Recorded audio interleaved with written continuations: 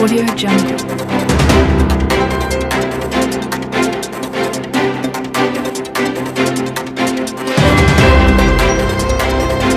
Audio Jungle.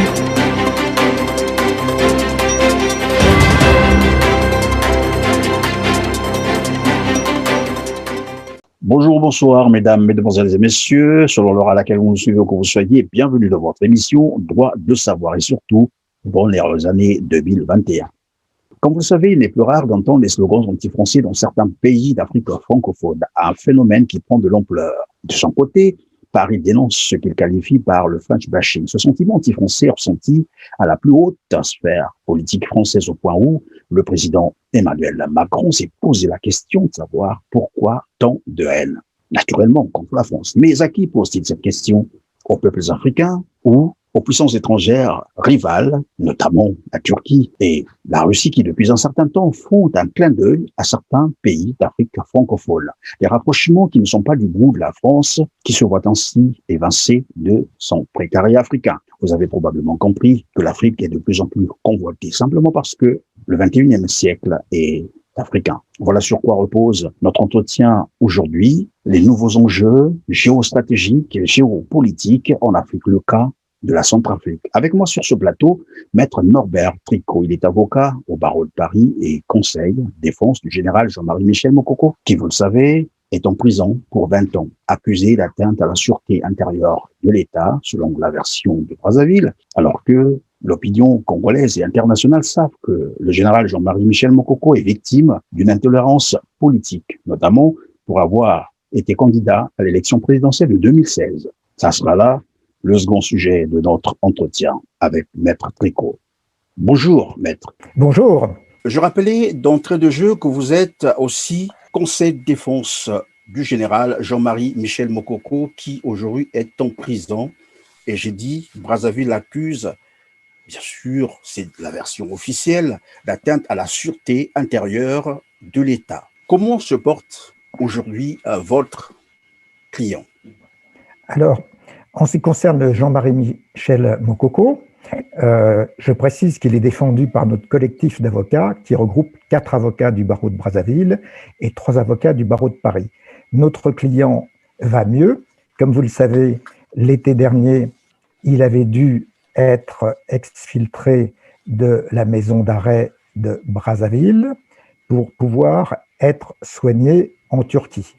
Il est revenu de Turquie, où il a eu des soins de qualité, parce que, comme vous le savez, malheureusement, au Congo-Brazzaville, depuis 40 ans de pouvoir Sassou Nguesso, il n'y a pas un seul hôpital en bon état et tous les dirigeants du régime vont se soigner à l'étranger. Et pour soigner le général Jean-Marie Michel Mokoko injustement emprisonné, il fallait effectivement aller le faire soigner hors du Congo-Brazzaville.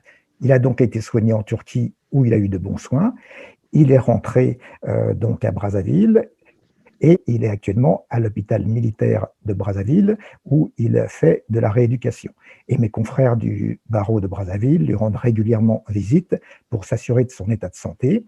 Et le général Jean-Marie Michel Mokoko est en bien meilleure santé et il suit attentivement la situation politique dans toute l'Afrique centrale et il reste au service du peuple congolais pour arriver à sa libération. Donc, je confirme la détermination de notre client, le Jean-Marie Michel Mokoko, à apporter sa contribution à l'alternance démocratique et pacifique au Congo-Brazzaville. À quand remonte votre conversation avec Jean-Marie Michel Mokoko? Alors, très franchement, ma dernière communication directe avec Jean-Marie Michel Mokoko a eu lieu au mois de juin 2016, juste avant qu'il soit traduit devant un juge d'instruction et placé en détention provisoire illégale à la maison d'arrêt de Brazzaville. Avant, je m'entretenais quotidiennement avec lui, notamment durant la campagne électorale à laquelle vous avez fait allusion, la campagne électorale de mars 2016, où je figurais parmi son équipe de conseil. Et effectivement, comme vous le savez, grâce à la grande campagne qu'il avait faite, au grand meeting immense qu'il avait fait, dont celui de Pointe-Noire, il était arrivé en tête du premier tour des élections présidentielles de 2016, et c'est parce qu'il a refusé le trucage électoral et le hold-up électoral du général Denis Sassou Nguesso, du général putschiste Denis Sassou Nguesso, qu'effectivement, sa détention provisoire illégale a été prolongée, et ensuite, il a été illégalement condamné dans un procès stalinien, sans aucune preuve, effectivement, à 20 ans d'emprisonnement. Et donc, actuellement, à Brazzaville, il est censé purger une peine de 20 ans de prison qu'il conteste, puisque, de toute façon, il a toujours refusé de reconnaître la légitimité du général Denis Sassou Nguesso. Donc, moi, ça fait depuis le mois de juin 2016, pour répondre à votre question, que je n'ai pas pu parler avec lui, et donc je ne suis en contact que grâce à mes confrères du barreau de Brazzaville, qui lui rendent visite et qui me passent les messages de notre client. Donc, sans mes confrères du barreau de Brazzaville, je serais sans nouvelles du général Jean-Marie Michel Mokoko. Et je tiens à rendre hommage à mes confrères de Brazzaville qui, avec courage et ténacité, font leur travail d'avocat. Ces seuls éléments vous en suffit pour croire, évidemment, qu'il se porte bien aujourd'hui. Exactement. Puisque j'ai des confrères qui lui rendent régulièrement visite et qui m'ont fait part de l'amélioration de son état de santé. Aussi curieux que paraît cette situation du général Jean-Marie Michel Mokoko, c'est que Paris a demandé à Denis Sassou Nguesso de libérer Jean-Marie Michel Mokoko. Je vais citer certainement la phrase de Yves Le Drian, le ministre français des Affaires étrangères, qui dit « Je lui ai parlé de Monsieur Mokoko et d'autres personnes en lui disant qu'on attendait de sa part des actes. » Alors, vous avez parfaitement raison. Simplement, c'est une déclaration qui remonte à 2019, mois de septembre 2019, si je ne m'abuse. Et donc, depuis, effectivement, il n'y a pas eu d'acte. Et comme vous le soulignez fort justement, M. Perrin, dans votre introduction, il se trouve que depuis, le général putschiste Denis Sassou Nguesso, qui était revenu au pouvoir, comme vous le savez, en juin 1997 à la suite de son coup d'État contre le président légitimement élu Pascal Lissouba, depuis quelques années, a pris ses distances avec la France et d'ailleurs entré en conflit avec la compagnie pétrolière française Total et a noué des alliances avec d'autres pays qui sont la Chine et la Turquie notamment.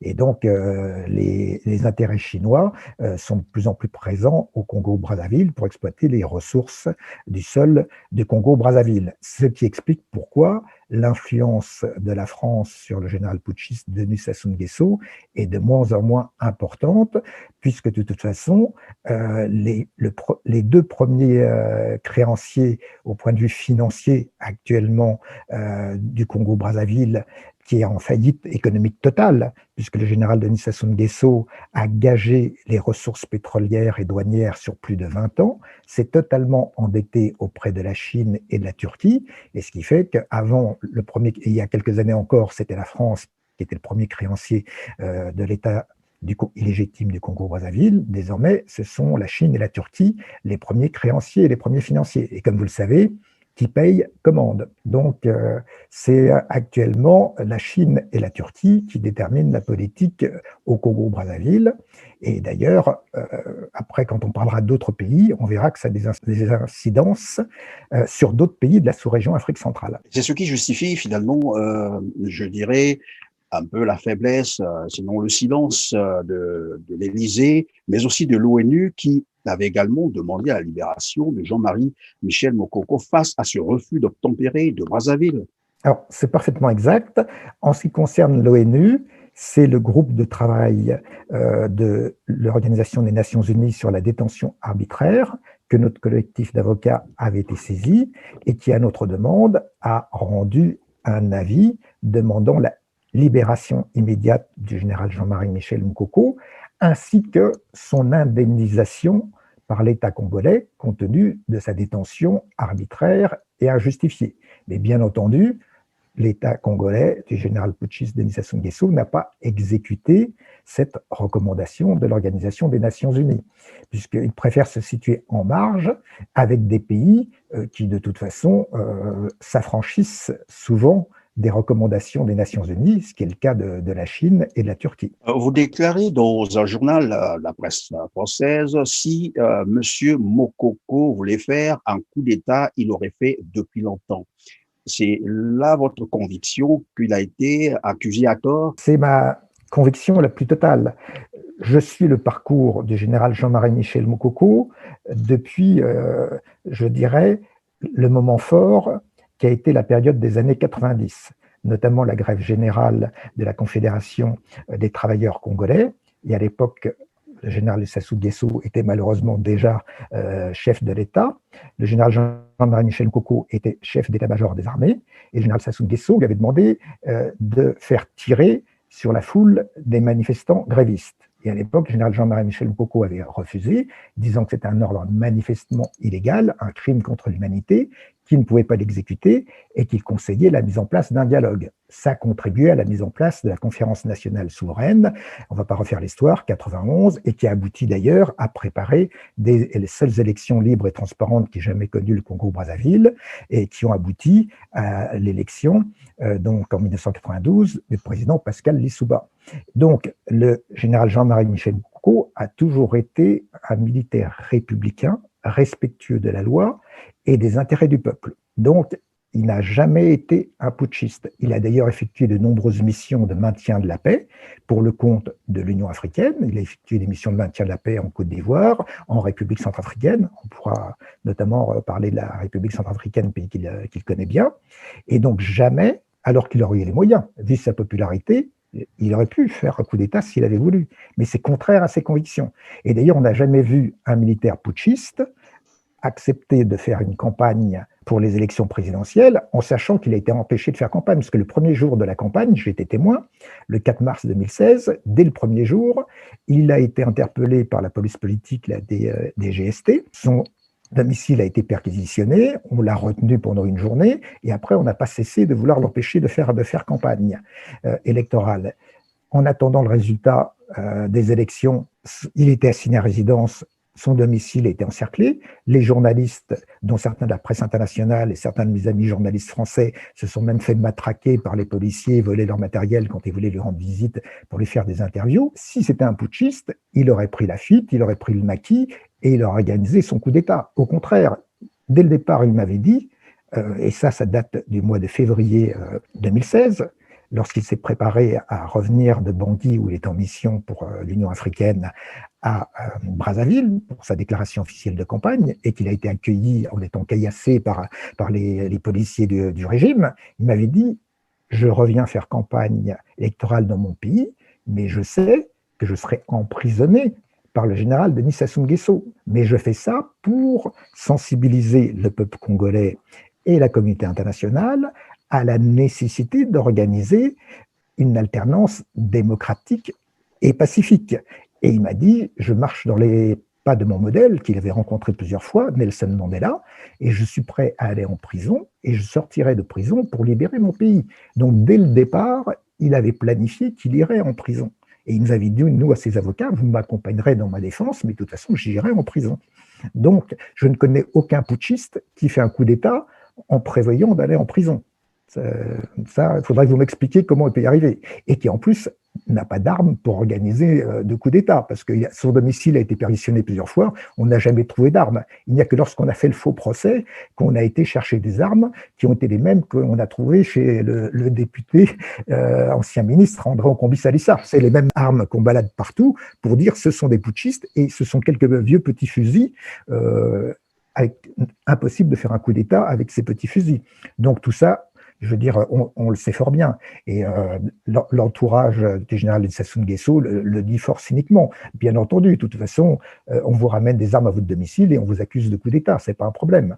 Donc, on sait fort bien que ce sont des fausses accusations. Et à quel niveau se trouve aujourd'hui la recherche de solutions pour la libération de Jean-Marie Michel Mokoko? Il court quand même 20 ans. Est-ce que vous avez, par exemple, déposé une plainte à la Cour africaine de justice, par exemple? Non. Alors, dans l'immédiat, non. On s'était contenté de faire un recours donc, de l'ONU, mais on sait par expérience, et si vous prenez l'exemple donc de ce qui a été fait en Côte d'Ivoire, où je travaillais aussi avec mes confrères ivoiriens, parce que je participe à de nombreux collectifs d'avocats transnationaux, regroupant des avocats européens et de différents pays du continent africain. En ce qui concerne la Côte d'Ivoire, la Cour africaine de justice et des droits de l'homme avait demandé notamment que le président Laurent Gbagbo ainsi que M. Guillaume Soro soient admis à concourir à l'élection présidentielle en Côte d'Ivoire. Et le dictateur Alassane Dramane Ouattara a refusé d'exécuter la décision de la Cour africaine des droits de l'homme. Et de même que le dictateur Denis Sassou Nguesso a refusé d'exécuter la décision de l'ONU. Donc on sait fort bien que ce n'est pas en saisissant les instances judiciaires internationales qu'on arrivera à une véritable solution. La véritable solution, elle est au niveau africain.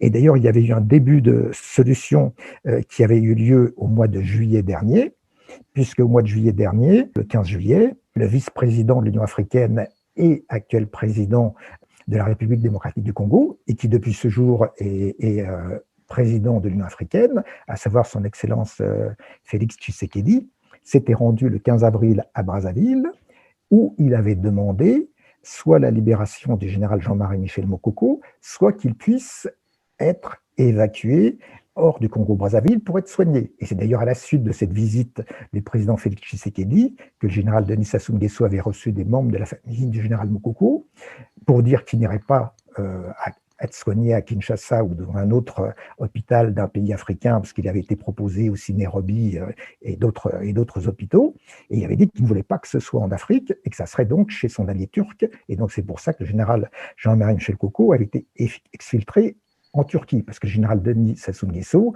avait subi la pression de plusieurs de ses pairs africains sensibles au processus démocratique, comme le président Félix Tshisekedi, comme le président Joao Lourenço d'Angola, ou comme le président Uhuru Kenyatta du Kenya. Donc c'est vrai que, compte tenu du fait que le général Jean-Marie Michel Mokoko a beaucoup travaillé pour l'Union africaine, qu'il a fait de nombreuses missions de maintien de la paix pour le compte de la présidente de la Commission de l'Union africaine, il est très populaire, et de ce point de vue-là, il y a une pression internationale qui joue pour sa libération.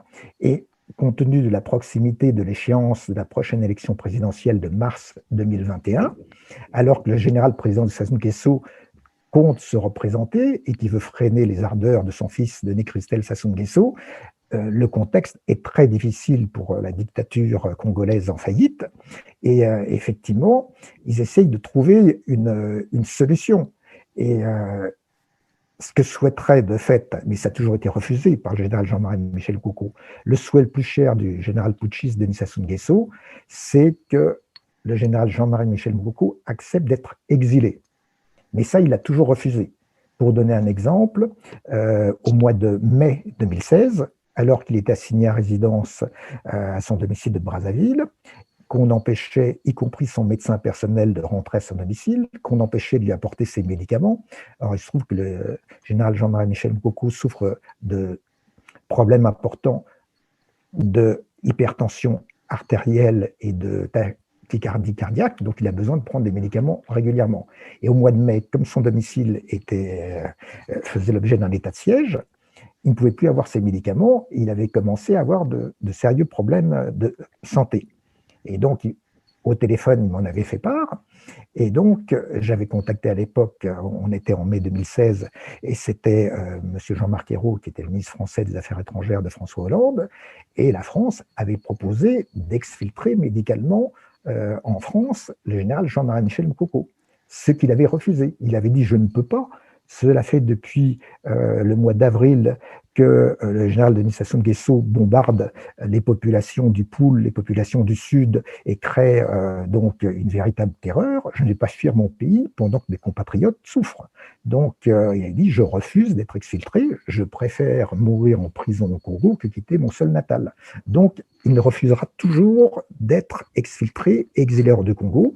Lui, c'est un patriote qui se bat pour son peuple et qui est prêt à mourir pour son peuple. Donc, il préfère ne pas quitter le sol congolais, sauf dans les cas particuliers où il avait accepté, pour être soigné en Turquie, mais à la condition qu'il revienne au Congo-Brazzaville. J'ai cru vous entendre que Denis Sassou Nguesso voulait freiner les ardeurs de son fils, Christelle. Denis Sassou Nguesso à devenir, sinon à le succéder, alors que le commun des Congolais se dit c'est plutôt Denis Sassou Nguesso qui propose son fils pour le succéder. Oui, alors là c'est un problème. Alors, cela dit, je ne suis pas le meilleur spécialiste qui soit pour en parler, mais il y a quand même des difficultés dans l'entourage du général de Sassou Nguesso. Il y a un peu une crise au sein de son parti, le parti congolais du travail. Il y a un problème d'autorité, de légitimité de la direction du parti congolais du travail. Il y a une crise. Vous avez un clan qui est le clan du chef des services secrets, l'amiral Jean-Dominique Okamba, qui lui aussi ses prétentions personnelles de succession, qui s'oppose au clan de Denis Christelle Sassou Nguesso. Et dans ces conditions, le général vieillissant, largement vieillissant, Denis Sassou Nguesso, a peur que tout son clan explose. Et donc, il ne sait plus comment doser les prétentions de son fils et celles de son prétendu neveu, l'amiral Jean-Dominique Okamba. C'est pour ça qu'on a une situation particulièrement confuse et qu'il a été obligé d'accepter que le dernier congrès du PCT lui demande de se déclarer candidat. Donc, alors que d'aucuns auraient préféré que ce soit son fils qui soit officiellement candidat. Donc, on est dans une situation particulièrement confuse, mais de fait, c'est une situation de crise de fin de règne. Et là, tous les dirigeants du PCT, notamment, et les ministres qui ont des soucis de santé, vont se soigner à l'étranger. Ils en profitent pour commencer à évacuer une partie de leur famille. Donc, on sent bien, excusez-moi l'expression, que les rats du régime commencent à quitter le navire parce qu'ils savent que cette année 2021 va être très dangereuse pour eux. Venons donc à notre sujet central, les nouveaux enjeux géopolitiques et géostratégiques. En Afrique, nous savons que François Bozizé avait été renversé en mars 2013 par Michel Dutouja avec la Sénéca et la Centrafrique basculée dans l'horreur. Aujourd'hui, Faustin Archange Touadéra, président actuel de la Centrafrique, malgré les poursuites à l'encontre, bien entendu, de François Bozizé, lui a tendu la main. Il est rentré donc à Bangui, mais curieusement, à une semaine de l'élection présidentielle dernière, qui a eu lieu, je crois, le 27, le gouvernement centrafricain a accusé François Bozizé de tentative de coup d'État. Et là donc, la France est citée comme la puissance qui tire les ficelles, mais aussi le Congo-Brazzaville et le Tchad. Est-ce la même perception que vous avez eue ou que vous avez maintenant? Alors, j'ai à peu près la même perception. Simplement, je dirais, au départ, le président Faustin Archange Touadéra a accusé le général ex-président putschiste François Bozizé, parce que je rappelle que François Bozizé était parvenu au pouvoir une première fois en mars 2003 en renversant Ange Félix Patassé, le seul président de la République centrafricaine à avoir été élu et réélu démocratiquement dans le cadre d'élections transparentes, apaisées et sécurisées, ce qui ne s'est plus jamais reproduit depuis. Donc, le général putschiste François Bozizé, qui déjà à l'époque était soutenu par certains intérêts français, donc qui, comme vous l'avez expliqué, a été victime du coup de force de la Séléka en mars 2013, a été autorisé à revenir en République centrafricaine. Il a déposé sa candidature à l'élection présidentielle, mais c'est la Cour constitutionnelle qui a refusé sa candidature.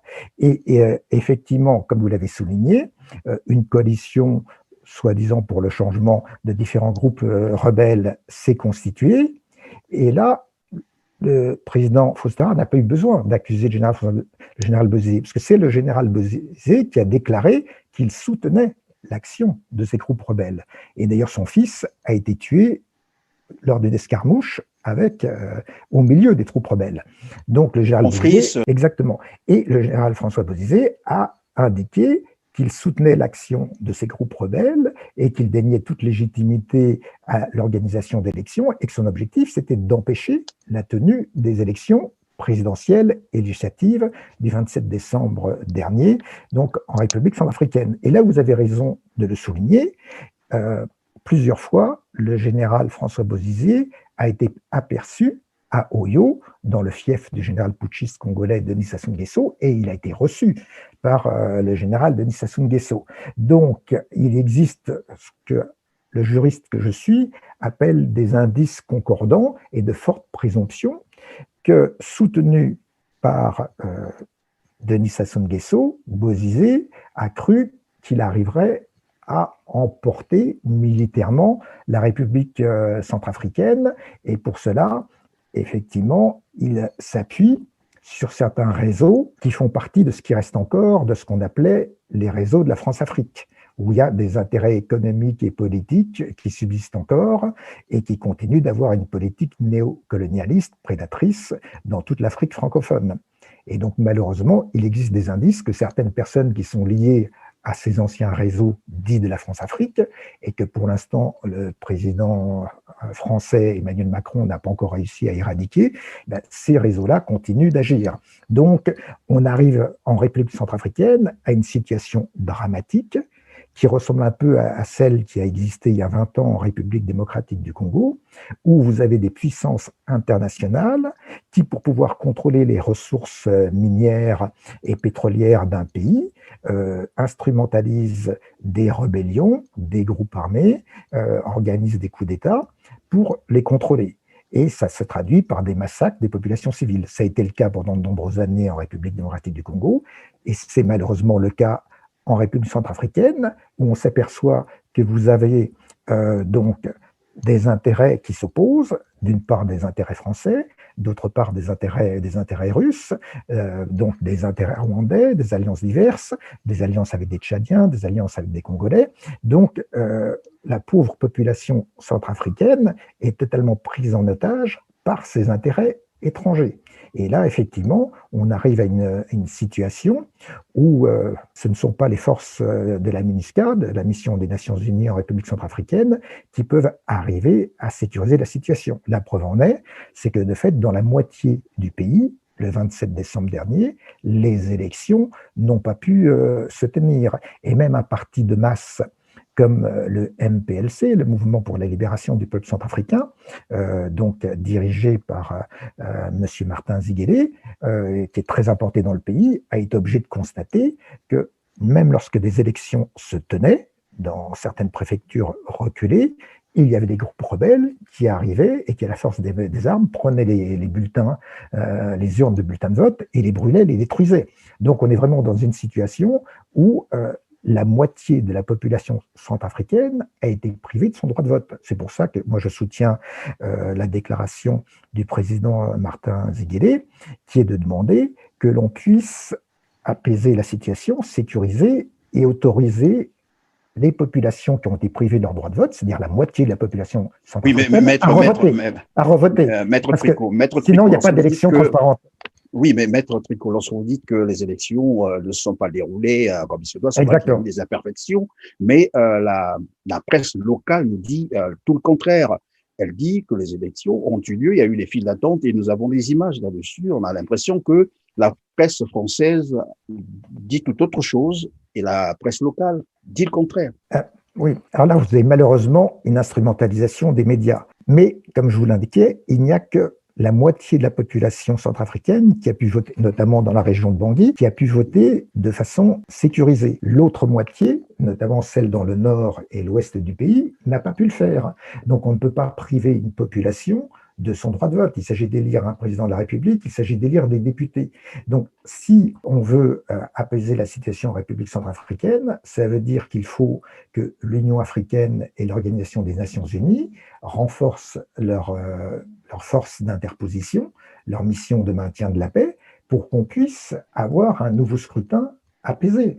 Sinon, il y aura illégitimité du scrutin, parce que quand vous avez la moitié de la population qui est privée de son droit de vote, il n'y a pas de légitimité du scrutin. Donc, la situation ne va pas pouvoir s'apaiser et trouver des solutions pacifiques. Parce que si on se contente de dire il suffit que dans la capitale et ses environs, Bangui, on ait voté et ça légitime le scrutin, ça ne marchera pas. Et là, ça va au contraire, et c'est ce que veulent les rebelles, alimenter leur volonté de déstabiliser le pays et de prendre le pouvoir par la force. Alors que pour qu'il y ait un État démocratique, il faut que ses représentants ait été démocratiquement élu. La souveraineté, elle vient du peuple. Si le peuple ne peut pas voter, il n'y a pas de souveraineté. Évidemment, voilà pourquoi on constate aujourd'hui, vous l'avez dit d'ailleurs, il y a une manipulation de l'information et dans cette manipulation, on se pose la question qui dit réellement les faits tels qu'ils se déroulent sur le terrain.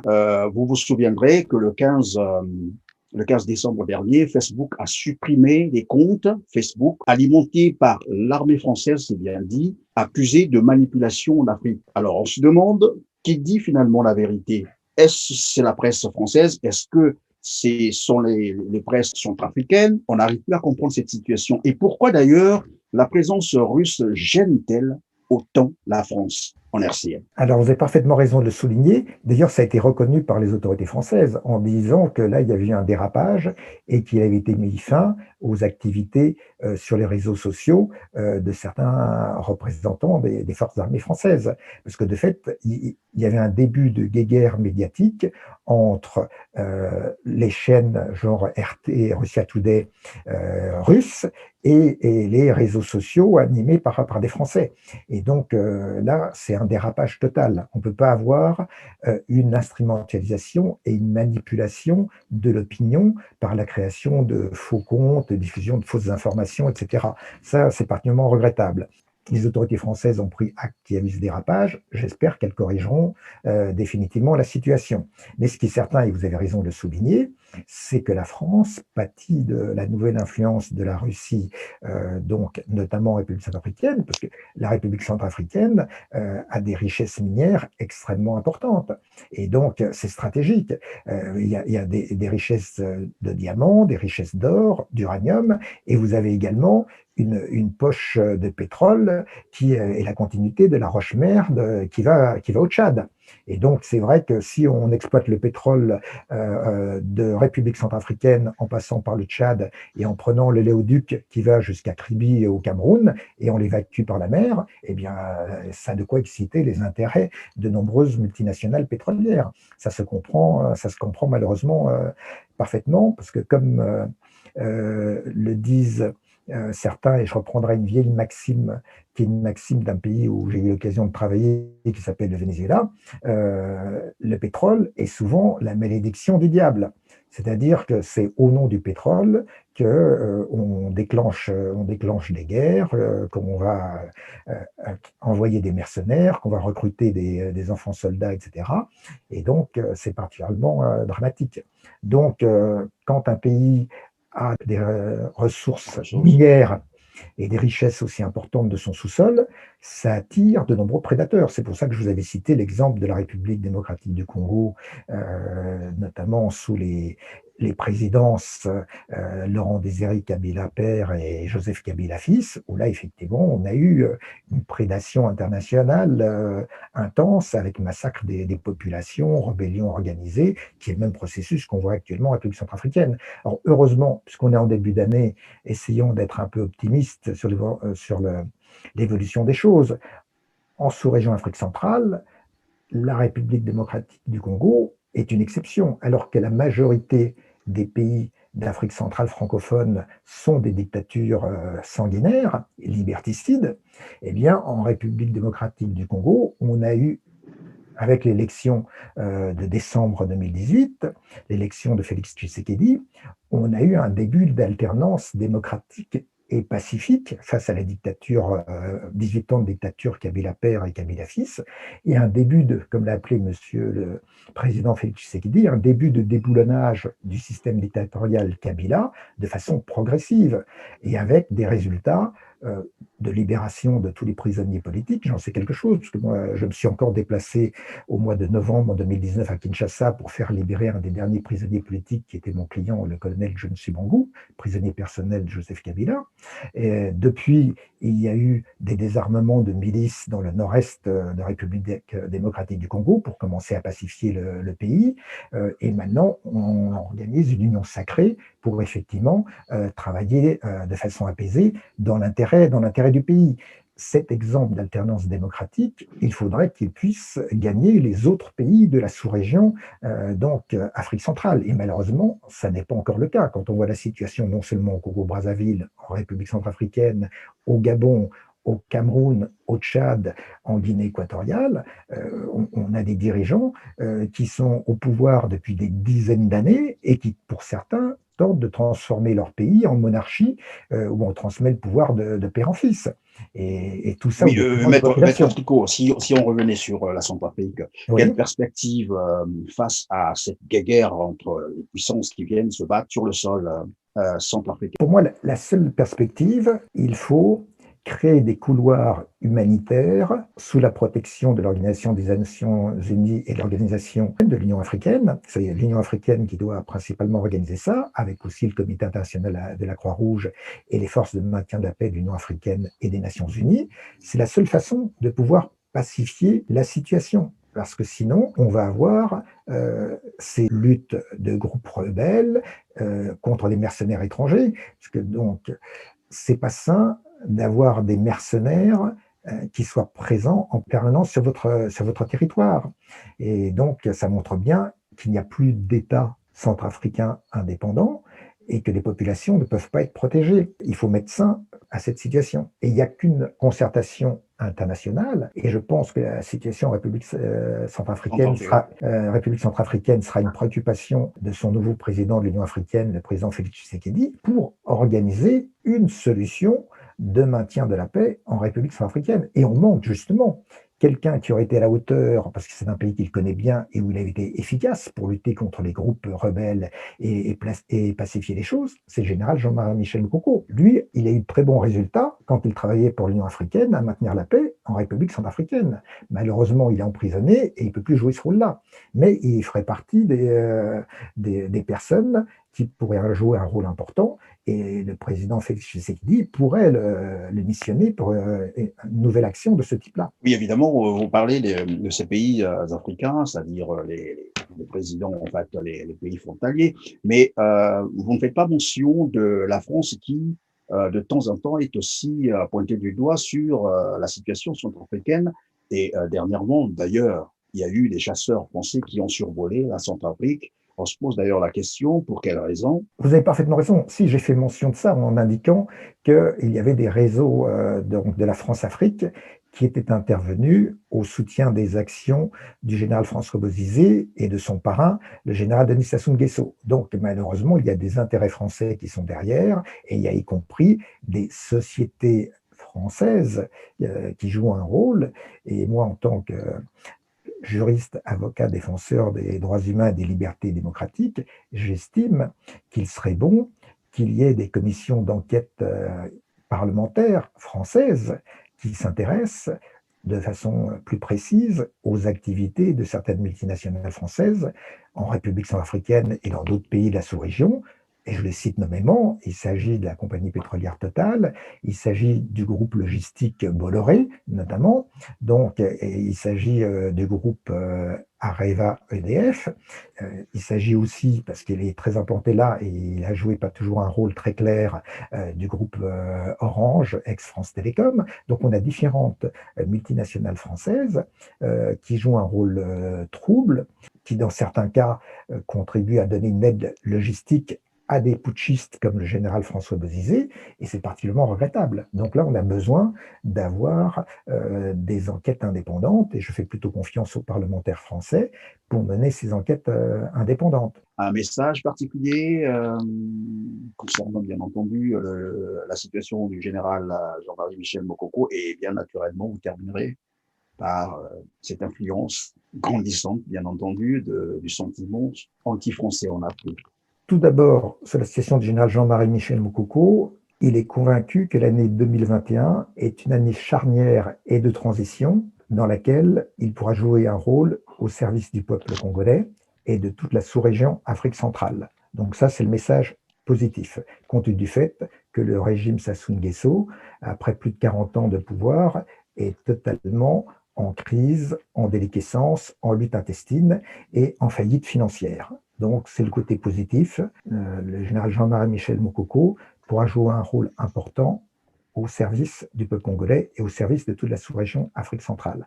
Concernant le sentiment anti-français, vous avez parfaitement raison de le souligner. Et d'ailleurs, ce sentiment anti-français s'est développé pas seulement en Afrique centrale, il s'est aussi pas mal développé en Afrique de l'Ouest, notamment la force Barkhane en Afrique de l'Ouest n'a pas eu suffisamment de pédagogie vis-à-vis des populations dans le cadre de la lutte contre les groupes djihadistes. C'est un peu manqué de communication à ce sujet.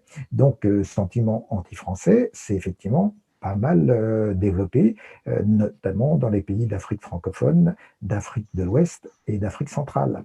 Et la seule façon pour la France d'y remédier, c'est qu'elle fasse une opération de transparence et qu'elle soit moins indulgente vis-à-vis des anciens dictateurs qu'elle a contribué à mettre en place sous d'anciens régimes présidentiels français, mais dans le cadre d'une politique néocolonialiste. Le problème, c'est que ces dictateurs, comme certains sont en place depuis 40 ans, il serait temps que la France considère, même si les actuels présidents, c'est pas eux qui les ont mis en place, certains étaient tout juste nés à l'époque de la mise en place de ces dictateurs, eh bien, il serait temps que la France envoie un signal fort pour favoriser et accompagner le mouvement d'alternance démocratique et pacifique dans toutes les anciennes colonies françaises. Et un signal fort serait d'accélérer la fin du franc CFA, car le franc CFA est quand même un instrument monétaire de domination néocolonialiste, parce qu'on doit laisser les sous-régions d'Afrique développer le même processus monétaire qui s'est développé en Europe. En Europe, on a fini par aboutir à une monnaie commune, l'euro. Eh bien, il serait bon que chaque sous-région africaine, et puis peut-être ensuite à l'échelle des 54 pays du continent africain, de tout le continent africain, puisse développer une monnaie commune. C'est un travail important pour la souveraineté, et comme vous aviez eu raison de le souligner en votre introduction, l'année 2021 va être, une fois qu'aura été vaincue la pandémie Covid-19, une fois que, on va dire, grosso modo, au deuxième semestre, courant du deuxième semestre de cette année, la majorité des populations ont été vaccinées, mais ça va être l'année du boom de développement économique et politique du continent africain. Donc, il faut accompagner ce développement-là, et c'est pour ça qu'il faut envoyer des messages forts de démocratisation.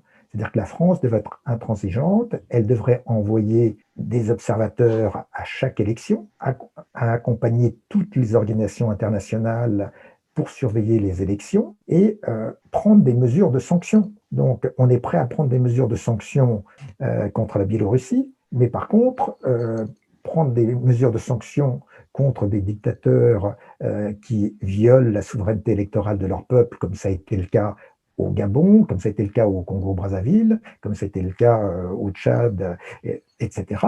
Et en Côte d'Ivoire. Et en Côte d'Ivoire, exactement, en Côte d'Ivoire, en Guinée, parce que tous les partisans des troisièmes mandats, c'est un scandale. Ils ont suivi l'exemple de Sassou Nguesso, qui en 2015 avait violé sa constitution, fait un référendum pour pouvoir se représenter encore une fois, et malheureusement, tous suivent l'exemple du dictateur Sassou Nguesso en voulant faire un troisième mandat. Donc, laisser Alassane Ouattara en Côte d'Ivoire ou Alpha Condé, donc en Guinée, se lancer dans la folie des troisièmes mandats, c'est une lourde responsabilité pour la France.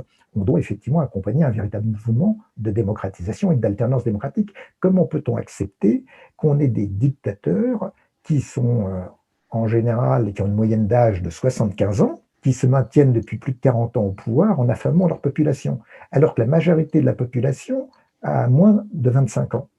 C'est totalement inadmissible. Donc, il faut que le vent du changement souffle sur tout le continent africain. Et c'est de la responsabilité des anciennes puissances coloniales, et pas seulement de la France, c'est la responsabilité de l'Angleterre, de l'Espagne, du Portugal, notamment, d'accompagner ces mouvements pour l'émancipation et la démocratisation des anciennes colonies. Merci, Maître Norbert Tricot, d'être passé dans nos studios. Portez-vous bien et excellente année 2021. Quant à nos téléspectateurs, merci. Quant à nos téléspectateurs, nous vous souhaitons également meilleurs vœux, bonne et heureuse année 2021, santé, prospérité et bonheur. Quant à moi, je vous retrouve très bientôt. Merci. Merci.